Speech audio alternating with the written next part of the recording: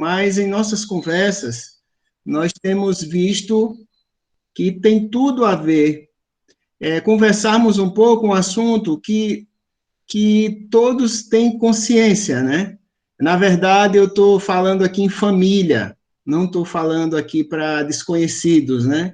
Olhando para essa tela aqui, creio que 99% eu conheço, ou 100%, se não me falha a memória. Então, eu não vou estar falando para desconhecidos, né? O assunto que vem ao nosso coração mediante a tantas lutas a respeito da Covid, como Edinho falou, né, tantos amigos, conhecidos morrendo. Uma coisa que me vem ao coração desde o ano passado é que a igreja no Ocidente, ela necessita ser orientada e conscientizada, não criticada. No momento que, assim, eu conscientizo das palavras iniciais que ouvimos um dia, né, há muitos anos atrás, do negar-se a si mesmo, do perder a vida, do renunciar a tudo, eu creio que esse momento é um momento que, de fato, estamos vivendo, né? A questão da renúncia, do sentimentalismo, da emoção que é muito forte, né? Todos os dias eu acordo, as emoções lá em cima, né? Eu creio que todos nós estamos assim, mas um assunto que tem vindo é justamente sobre as finanças da igreja. Eu não quero colocar aqui em mérito a questão do Velho Testamento, dos dízimos, que até antes de se converter, ou em frequência alguma denominação evangélica, a gente já tinha consciência da entrega dos dízimos, da fidelidade a isso. Na verdade, eu entendi um dia que ser fiel à entrega do dízimo não é simplesmente entregar uma cota X onde eu frequento, mas diz respeito ao temor a Deus, diz respeito a reconhecer a soberania de Deus. Então, entrando nesse assunto, no que diz respeito ao Novo Testamento, no que diz respeito à nossa vida nos dias de hoje, eu queria usar aqui dois textos em específico. O primeiro é 1 Coríntios, capítulo 9, do 1 ao 15. 1 Coríntios 9, do 1 ao 15. Aqui retrata o coração de um apóstolo pelos seus frutos, pelos seus filhos na fé. Por isso que no início eu falei, não estou falando a desconhecidos. Então, Paulo aqui, ele não estava falando a desconhecidos. Ele estava falando a alguém que ele cooperou com Deus na vida deles. Então, eu vou ler o texto e eu queria relembrar aqui algumas leis que Paulo retrata nesse texto. Diz assim, ele começa dizendo assim: não sou apóstolo, não sou livre, não vi eu a Jesus Cristo, Senhor nosso? Não sois vós a minha obra no Senhor? Se eu não sou apóstolo para os outros, ao menos o sou para vós, porque vós sois o selo do meu apostolado no Senhor. Esta é a minha defesa para com os que me condenam. Não temos nós o direito de comer e beber? Não temos nós o direito de levar conosco uma mulher irmã, como também os demais apóstolos e os irmãos do Senhor e Pedro? Ou só eu e Barnabé não temos o direito de deixar de trabalhar? Quem jamais milita à sua própria custa? Quem planta uma vinha e não come do seu fruto? Ou quem apacenta o gado e não come do leite do gado? Digo eu isto segundo os homens, ou não diz a lei também o mesmo? Porque na lei de Moisés está escrito: não atarás a boca ao boi que trilha o grão. Porventura tem Deus cuidado dos bois? Ou não o diz certamente por nós? Certamente que por nós está escrito: porque o que lavra deve lavrar com esperança, e o que debulha deve debulhar com esperança de ser participante. Se nós vos semeamos as coisas espirituais, Será muito de vós recolhermos as carnais? Se outros participam deste poder sobre vós, por que não mais justamente nós? Mas nós não usamos deste direito, antes suportamos tudo para não pormos impedimento algum ao evangelho de Cristo. Não sabeis vós que os que administram o que é sagrado comem do que está no templo, e os que de contínuo estão juntos ao altar participam do altar? Assim ordenou também o Senhor aos que anunciam o evangelho que vivam do evangelho. Mas eu de nenhuma destas coisas usei e não escrevi isso para que assim se faça comigo, porque melhor me fora morrer do que alguém fazer vã esta minha glória. Bom, esses dias, uma irmã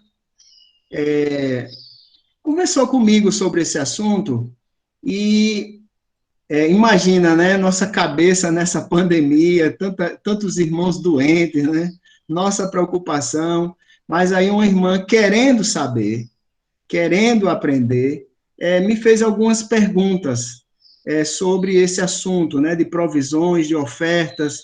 Na verdade, como diz o nosso assunto, é generosidade. Aqui não se trata do Velho Testamento, um coração de entregar o dízimo, mas se trata de um coração que se entregou a Cristo. Aqui eu não estou falando o quanto você tem que entregar. Aqui eu estou lembrando se de fato você se entregou, né?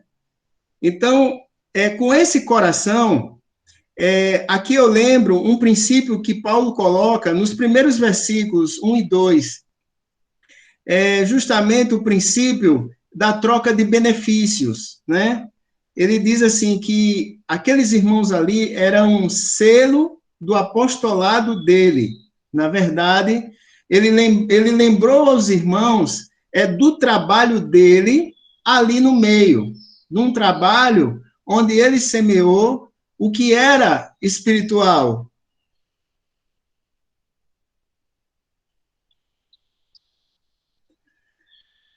No versículo 3 e 10, ele coloca a lei natural de quem planta, colhe, né?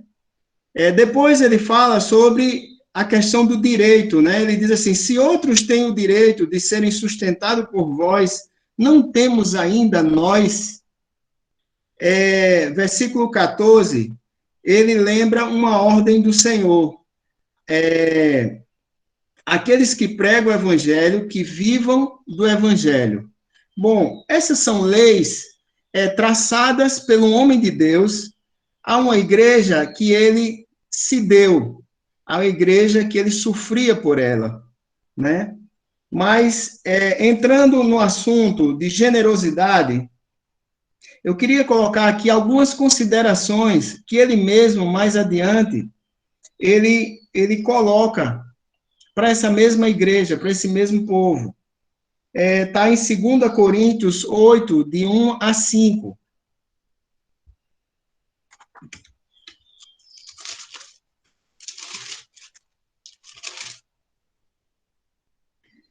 Olha só, em resposta a Paulo, o coração desses irmãos aqui, os macedônios.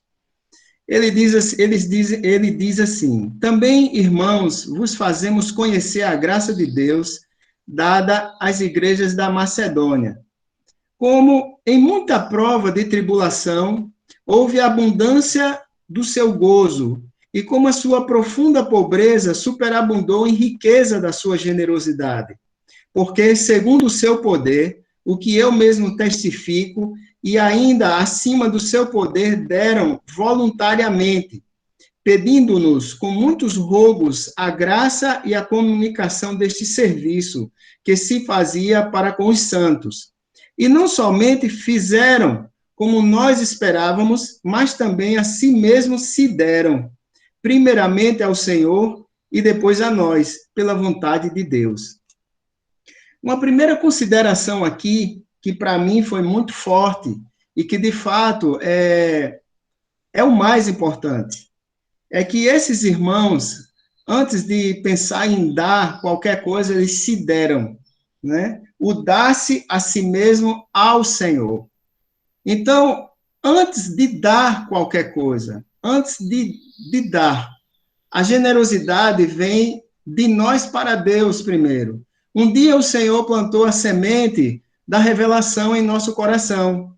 Um dia o Espírito Santo tocou em nosso coração. Então, em resposta disso, esses irmãos deram de si ao Senhor.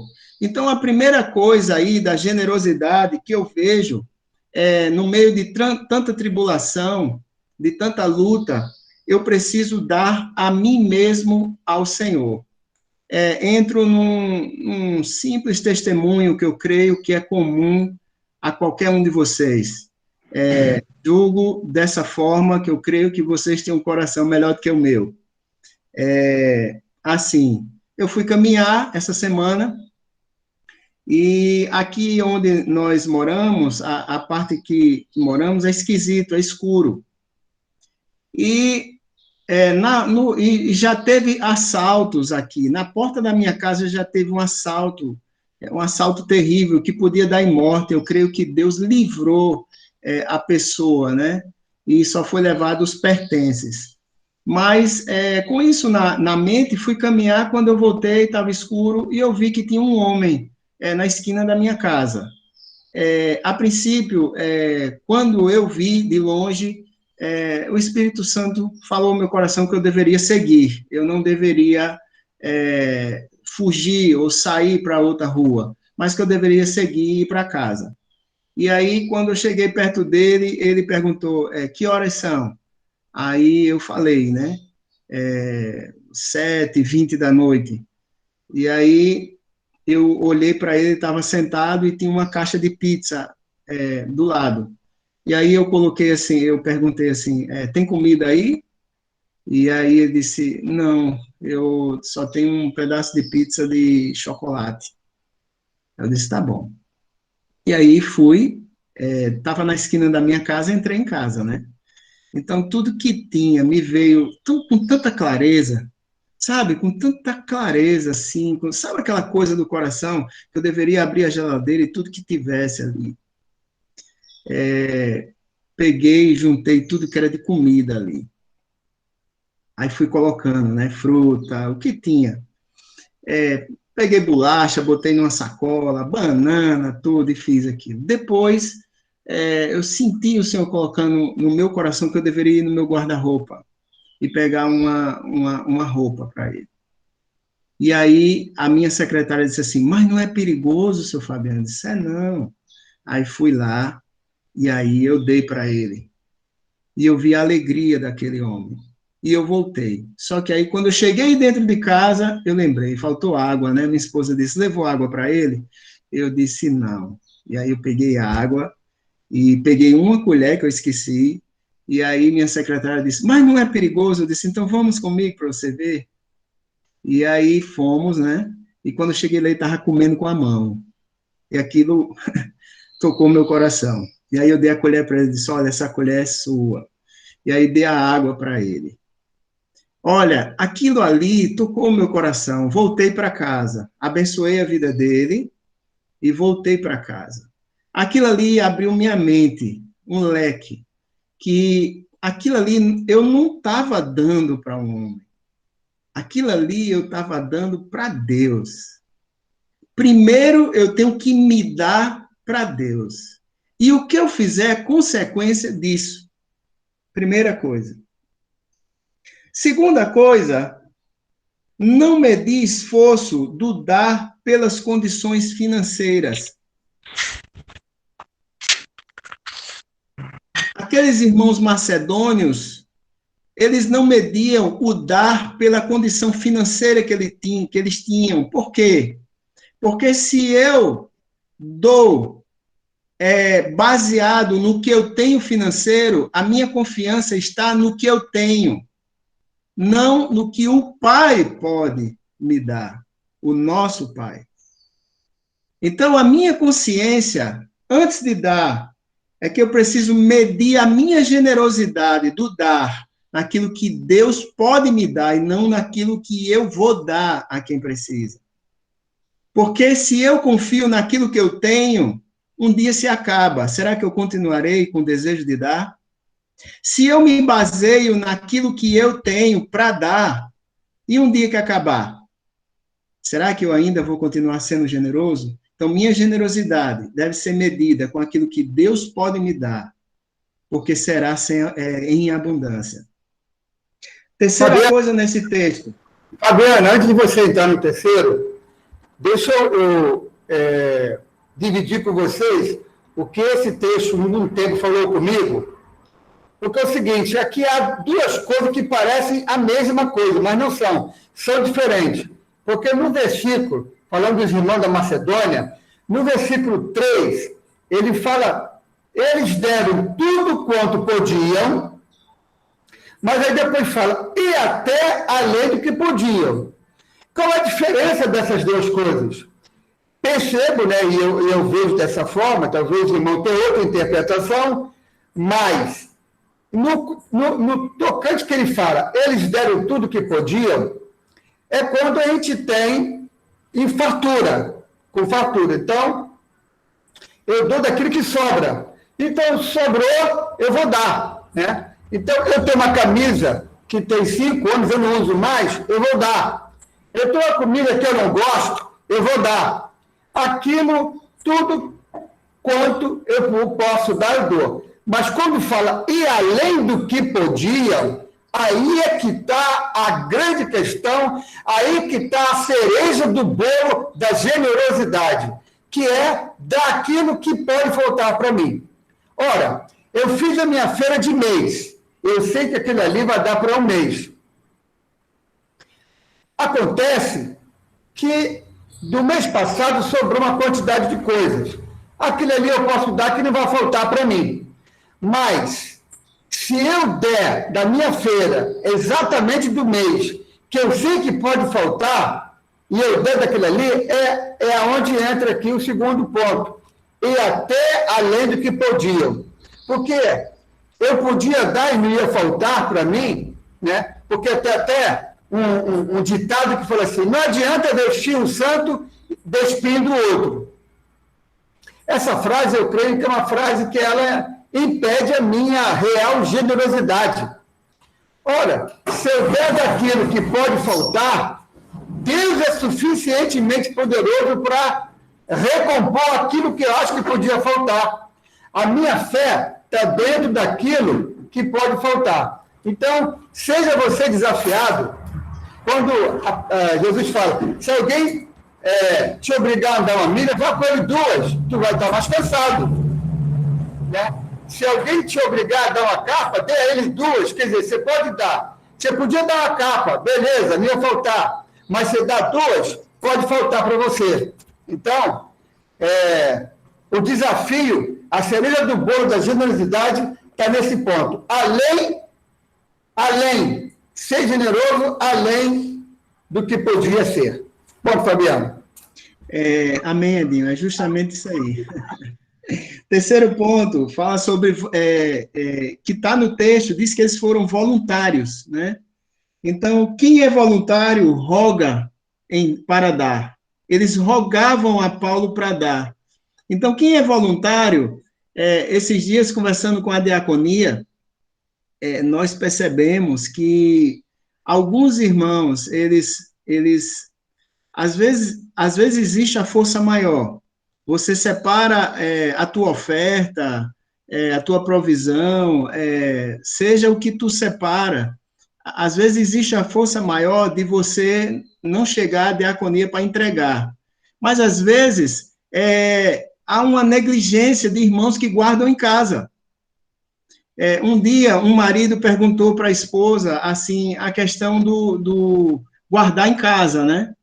E perguntando sobre a bênção. E a esposa foi muito sábia. Ela disse que como a gente mede Deus, Deus mede a gente. Então, imagina que você relaxa e deixa guardado em casa a tua oferta para dar. Imagina Deus guardar a bênção dele sobre a tua vida.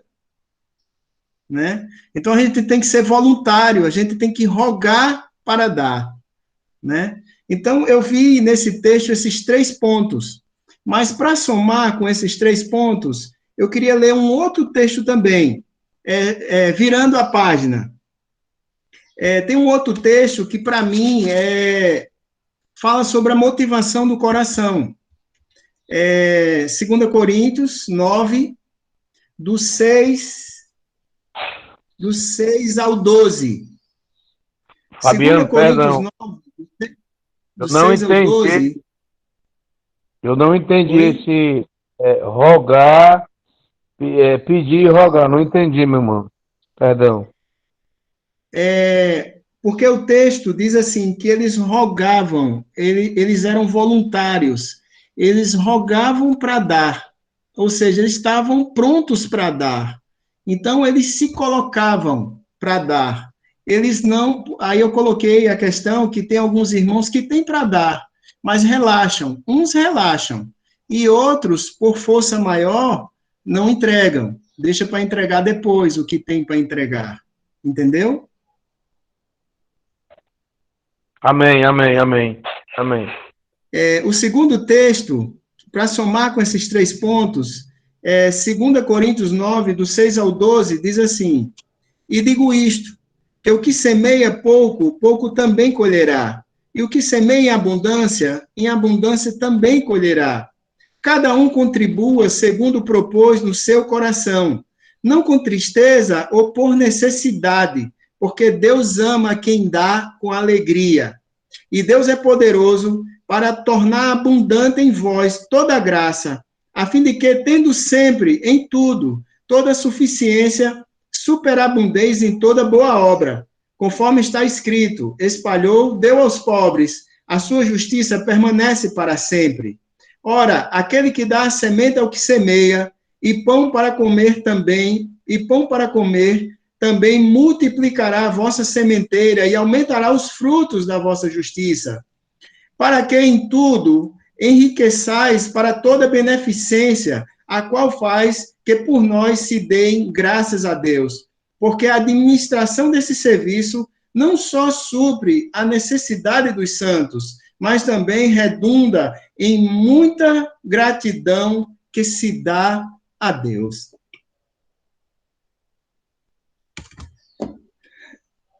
A primeira coisa que Amém, vejo mano. aí é você dar, de fato, do que você tem. Isso aí diz respeito a como você tem administrado aquilo que Deus coloca em tua mão. Você, de fato, tem administrado com responsabilidade, com dependência, com ordem, ou você tem sido um desgovernado a ponto de, quando for entregar, entrega o que não tem. Há alguns que deixam de pagar energia para entregar. Você não está entregando. Você está desordenado. Então, eu preciso dar do que eu tenho. E quando eu entrego do que eu tenho, não tenho medo de faltar, porque eu confio em Deus. De fato, eu recebo de Deus e eu devolvo para Ele. Primeiro ponto. Segundo ponto, esse texto fala de dar com alegria. Dar com alegria, aqui nesse texto, diz respeito a o contrário disso. É eu dar com empecilho. Quando ele diz assim, cadê? Cada um contribua segundo o propósito de seu coração, não com tristeza ou por necessidade, porque Deus ama quem dá com alegria. Se eu entrego por necessidade, eu estou necessitado, eu vou entregar para Deus me abençoar esse mês. Ou é porque eu estou triste. Aqui a alegria, o que estraga o dar com alegria é você ter empecilhos. É você, de fato, não estar entregando com o coração, quando você entrega para receber de Deus. Na verdade, não temos que entregar nada a Deus para receber de Deus, porque se eu entrego a Deus é porque eu recebi.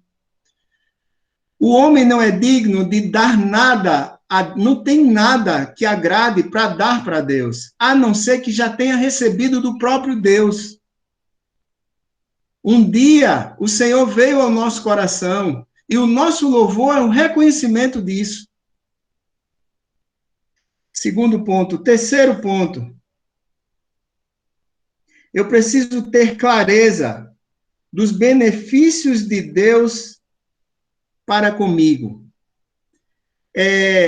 O resto do texto está falando dos benefícios de Deus para comigo. E não diz respeito só ao que é material. Diz respeito à graça, diz de graça abundante.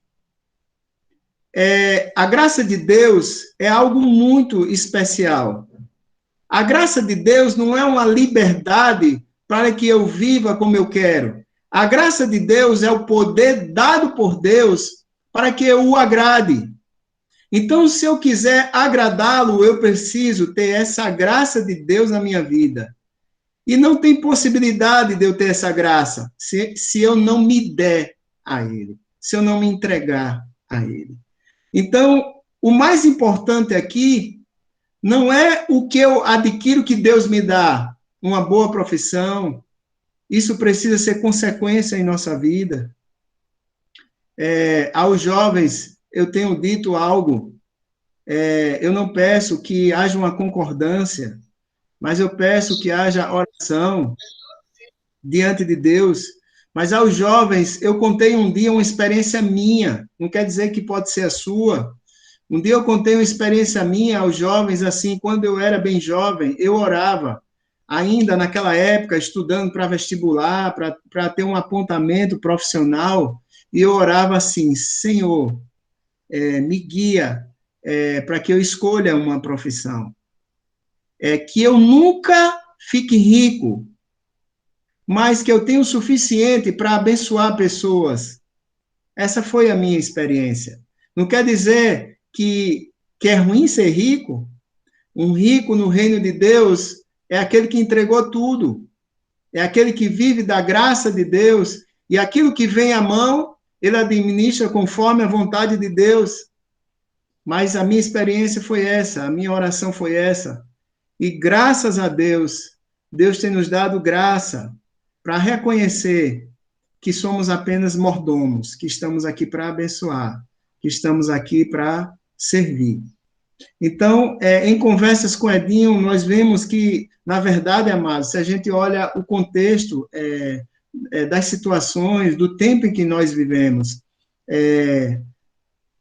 tem surgido muitas necessidades, muitas dificuldades, mas essas necessidades e essas dificuldades serão supridas se, de fato, em nosso coração, nós nos entregamos a Ele.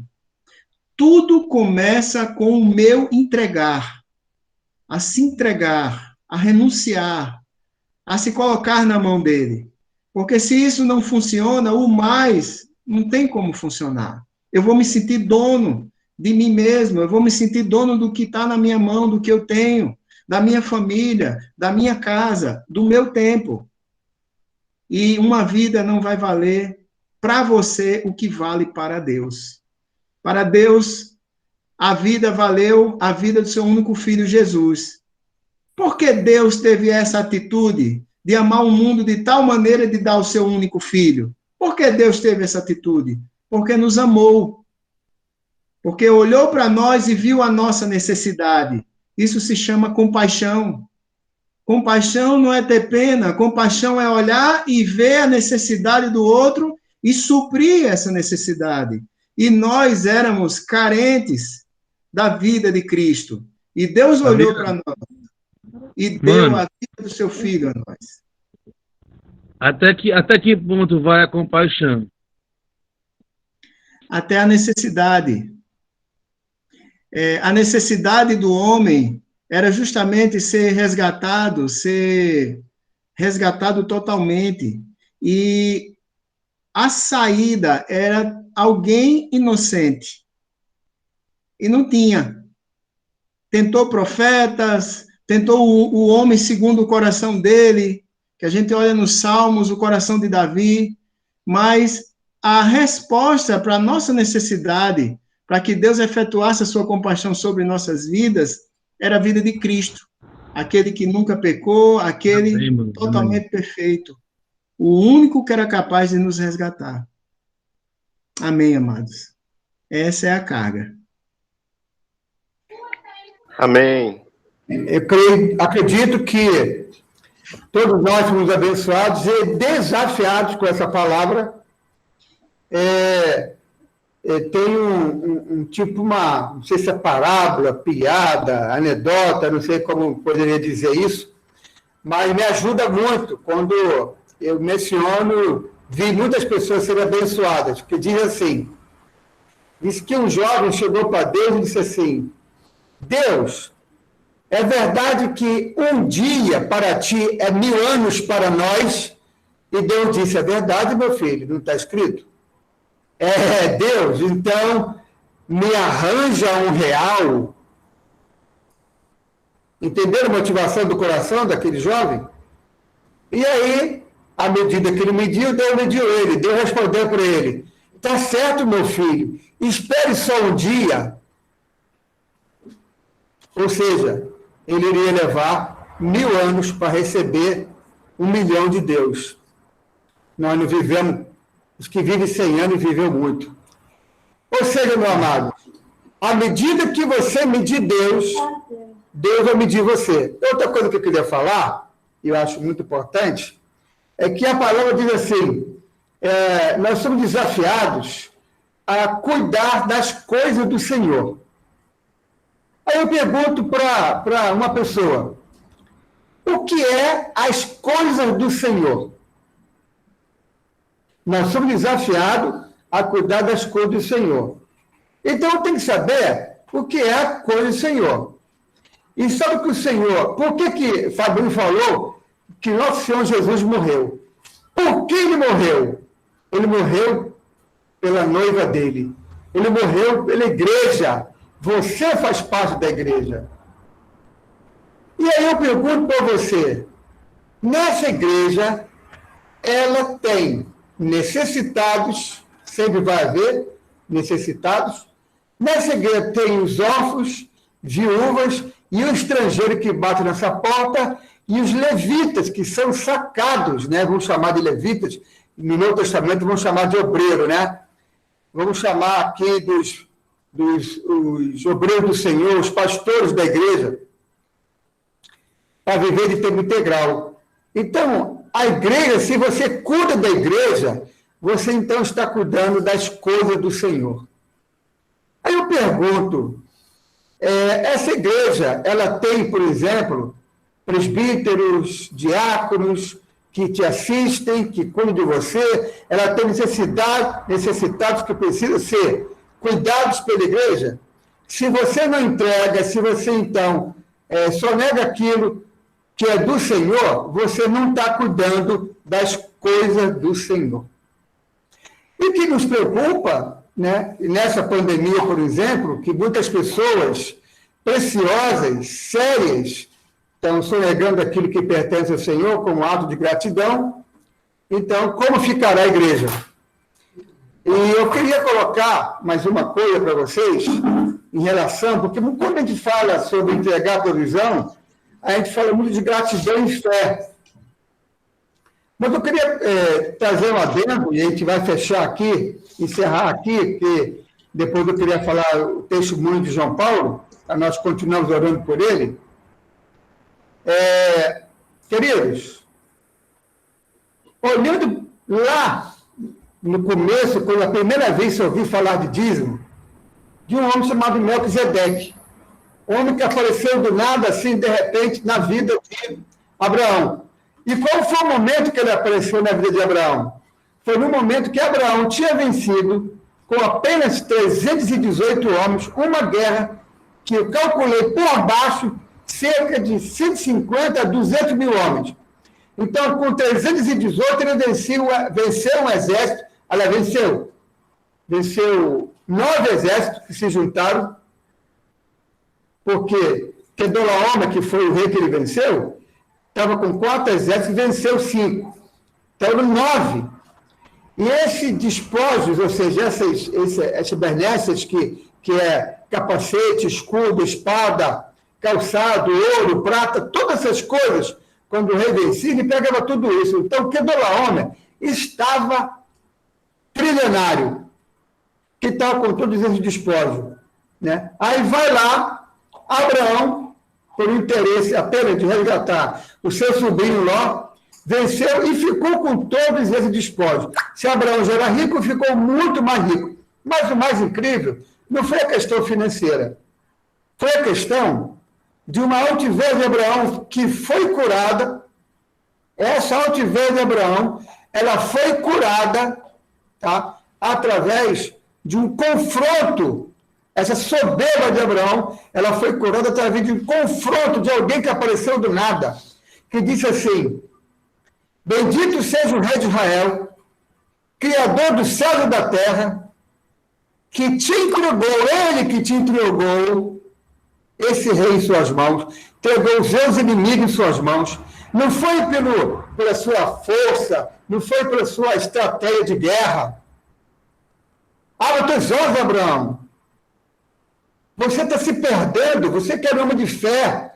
Em outras palavras que eu estou falando, você vai ver o texto e você vai entender isso lá em Gênesis 14, você vai entender isso.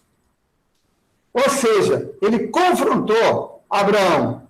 Foi ele que te entregou esse rei em suas mãos. Finalizou fazendo o quê? Pedindo a ele 10% de tudo que ele tinha.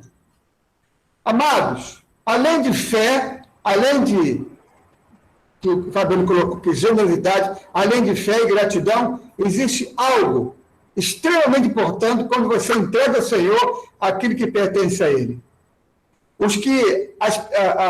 Esses homens, tá, que têm sido levantados, que usam muitas vezes a internet para confrontar a sua fé, para dizer que você não precisa de entregar para o Senhor aquilo que pertence ao Senhor, esses homens não colocam para você, principalmente, isso é muito importante, que ele coloca em você que você é capaz, que você pode, você estudou para aquilo ali, você é inteligente, você merece, você é o cara.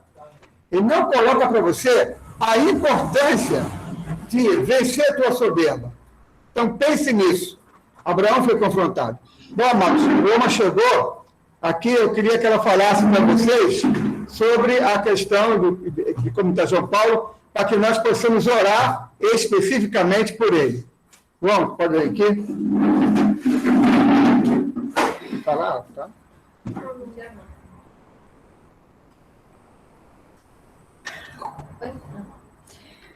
Boa noite, irmãos. Primeiramente, estou ouvindo do hospital agora. Vocês estão me ouvindo? Sim, estamos ouvindo. Pronto. Amém. Muitas taxas do João Paulo, Deus já tem feito, Deus tem operado, Deus tem realizado, né? Uma coisa que eu tenho visto é que Deus tem realizado os pequenos milagres dele todos os dias. Hoje, quando a gente chegou lá, o João Paulo estava bem abatido, assim, ele chegou a chorar, porque ele disse que o médico não estava dando informação para ele, então ele achava que estava piorando. E eu comecei a falar sobre as taxas dele, sobre como estava o hemograma, sobre como estava a gasometria dele, tudo que havia mudado, tudo que havia ido para o normal, eu comecei a falar para ele, disse que ele não estava piorando, que ele estava melhorando. Assim, o meu pedido de oração para vocês é que os pulmões dele desinflamem, porque ainda está muito inflamado. O João Paulo chegou com 70% de comprometimento pulmonar lá, né? Então, ainda está muito inflamado. Mas, por mais um dia, vencemos e ele não precisou ser entubado hoje. E eu tenho vivido assim, né? Um dia de cada vez. Não pensando no amanhã, mas naquilo que Deus tem feito hoje. Então, mais um dia, taxas melhoraram, mais um dia, números se estabilizaram. E mais um dia ele não precisou ser entubado. Continua muito inflamados os pulmões. Então, eu peço que os irmãos estejam orando para que os pulmões dele estejam desinflamando, né? Eu não sei se... Acredito que os irmãos de Mossoró, que fizeram na vigília ontem, os irmãos de Teresina, algumas pessoas eu tenho pedido orações muito específicas. E eu pedi pela taxa dele de PO2. A taxa dele de PO2 precisava baixar. E baixou, né? De ontem para hoje a taxa baixou, ontem a taxa já estava baixando. Então, assim, Deus tem feito. Eu não tenho dúvida disso, de que Deus tem feito e que vai continuar fazendo. Né? Então, assim, ele está tranquilo. Outra coisa que eu peço para vocês orarem, por ele ter se emocionado hoje, por ele ter se sentido um pouco inseguro, eu peço para que os irmãos continuem orando, para que o Senhor seja a tranquilidade, a paz, né? Tire qualquer medo, qualquer angústia. Toda vez que eu vou lá, eu repito o texto de Filipenses 4:8, que o Senhor me fala, amor, tudo que é bom, tudo que é justo, né? Tudo que é de virtude, que ocupa o seu pensamento, porque o Senhor tem cuidado de você. Então, o que eu peço é para que os irmãos orem, para que os pulmões se inflamem e para que os sentimentos deles estejam cativos no Senhor, que a paz que excede todo entendimento ocupe a mente dele. E eu agradeço muito as orações dos irmãos. Eldrin, diga seu telefone, Eldrin. Diga o microfone. Amém.